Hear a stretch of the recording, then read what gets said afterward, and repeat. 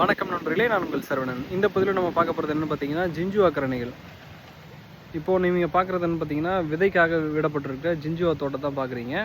உங்களுக்கு இந்த மாதிரி ஜிஞ்சுவா தரமான ஜிஞ்சுவா தேவைப்பட்டுச்சுன்னா சொல்லுங்கள்.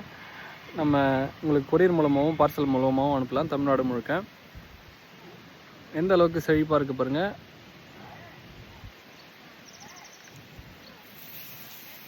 கிட்டத்தட்ட என்னுடைய தலை அளவுக்கு உயரம் வளர்ந்துருக்கு. ஜிஞ்சுவா தான் பார்க்குறீங்க.